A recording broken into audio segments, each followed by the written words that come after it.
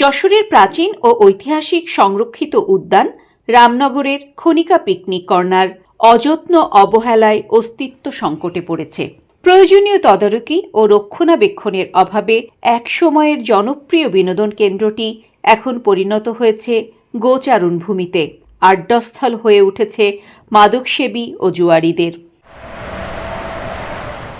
যশোর শহর থেকে প্রায় ৬ কিলোমিটার পূর্বে যশোর খুলনা মহাসড়কের পাশে রামনগরের রাজারহাট এলাকায় অবস্থিত খনিকা পিকনিক কর্নার। এর ভেতরে অবস্থিত বিশাল আয়তনের দিঘিটির ইতিহাস আরও প্রাচীন। সতীশ মিত্রের যশোর খুলনার ইতিহাস বইয়ের তথ্যানুযায়ী মোঘল সেনাপতি ও সুফি সাধক হজরত খানজাহান আলীর বাগেরহাট যাওয়ার পথে এখানে অবস্থান করেছিলেন। তখন এতদঞ্চলের মানুষের সুপেয় পানির চাহিদা মেটাতে নিজ সেনাদের দিয়ে এই দিঘিটি খনন করিয়েছিলেন তিনি।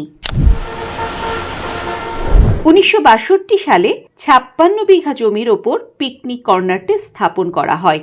ঐতিহাসিক দিঘি, ছায়াঘেরা বৃক্ষরাজি ও মনোরম পরিবেশের জন্য একসময় দক্ষিণ পশ্চিম অঞ্চলের মানুষের কাছে জনপ্রিয় বিনোদন কেন্দ্রে পরিণত হয়েছিল এটি। তবে দীর্ঘদিনের অবহেলায় খনি কাজ হারাতে বসেছে তার সেই চেনা রূপ। ঘাসে ঢেকে থাকা পথ, ভঙ্গুর স্থাপনা, আবর্জনার স্তূপ আর অগোছালো পরিবেশে ঐতিহ্য হারিয়েছে প্রাচীন এ বিনোদন কেন্দ্রটি। বহু জেলা থেকে পিকনিক করতে আসতো এবং পিকনিক স্পট ছিল, এলাকার খেলায় উন্নয়ন হতো। এখন কেউ আসে না, অকেজো হয়ে পড়ে আছে। বিভিন্ন রকম পিকনিকের পার্টিরা আসছে, এমন দিন গেছে যে এখানে বিভিন্ন জায়গায় কোনো জায়গা খুঁজে পায়নি পিকনিক পার্টিরা, এত পিকনিক পার্টিরা আসতো। পিকনিক কর্নার এটা যে চালু হয়, যেমন এখানে পানি দেখতে পান, এখানে যথেষ্ট পরিমাণ জায়গা আছে। এখানে যদি স্পিড বোট করা হতো, তারপরে বিভিন্ন ধরনের দোলনা, নাগরদোলা এগুলো করা হতো, তাহলে রামনগর যে বাজারটা দেখছেন এটা অনেক উন্নতি হতো। আপনার সিএমবি যারা আছে দেখেন, তারা সবাই মিলে এই শুক্রবারে আসতেছে, ফ্যামিলি নিয়ে ঢুকছে, খাচ্ছে, গাড়ি গাড়ি মাছ ধরে নিয়ে যাচ্ছে, গাছ গাছালি সব উজাড় করে দিচ্ছে। এখানে যারা ঊর্ধ্বতন কর্মকর্তারা আছে তারা দেখেন 10 টাকা বেতন পায়, কিন্তু 100 টাকার তাদের বাহারি ভিআইপি গাড়ি, ভিআইপি বাড়ি, সব কিছু 3-4 তলা বাড়ি তারা করেছে এখানে যারা আছে এখন বর্তমানে। পিকনিক কর্নারটি এখন সর্বসাধারণের জন্য উন্মুক্ত না থাকলেও এখানে অবাধ প্রবেশ রয়েছে মাদকসেবী ও জুয়ারিদের। আমরা বেশ কয়েক বছর যাবত দেখছি ওখানে সাইনবোর্ড মারা আছে যে জনসাধারণের প্রবেশ নিষেধ, কিন্তু এই জনসাধারণের প্রবেশ নিষেধের অন্তরালে আমরা শুনেছি বা দেখতে পাচ্ছি যে এখানে একটা মাদকের অভয়ারণ্যে পরিণত হয়েছে। বিভিন্ন মাদক ব্যবসায়ী বা মাদক সেবনকারী ওখানে মাদক সেবন করে বা ব্যবসার একটা রমরমা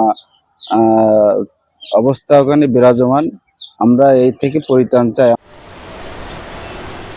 ওই ভিতরটা পরিবেশটা এতই খারাপ যে ঘাস গাছালি আবর্জনা হয়ে ওর ভিতরে সাপ পোকার আবর্জনা, এবং পাশাপাশি ওখানে যে একটা বড় দিক আছে, সেই দিকটা ওখানে ওই সরকারি কর্মকর্তারা চাষ করেন এবং তারা ওইভাবে মাছ টাছ ধরে নিয়ে যায়, এবং বিভিন্ন ভাবে ওর ভিতরে বিভিন্ন কার্যকলাপ হয়, যেগুলো অসামাজিকও কার্যকলাপ হয়।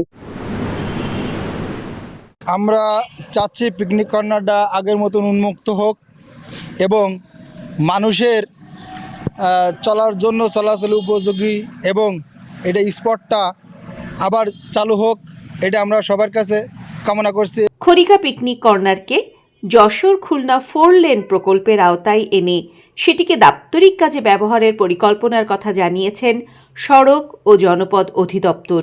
আমাদের এখানে মেইনলি 2টা প্ল্যান আছে। প্রথমত হলো আমাদের এই অঞ্চলে কোনো রোড রিসার্চ ল্যাবরেটরি নেই, আমরা এখানে একটা রোড রিসার্চ ল্যাবরেটরি করার চিন্তা করতেছি।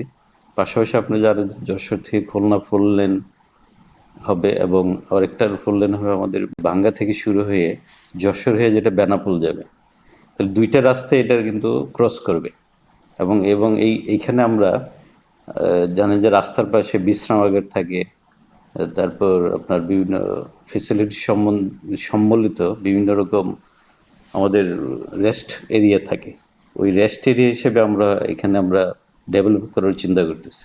তার মানে এখানে ভবিষ্যতে রেস্ট এরিয়া হতে পারে, টার্মিনাল হতে পারে এবং হচ্ছে আমাদের রোড রিসার্চ ল্যাবরেটরি হতে পারে।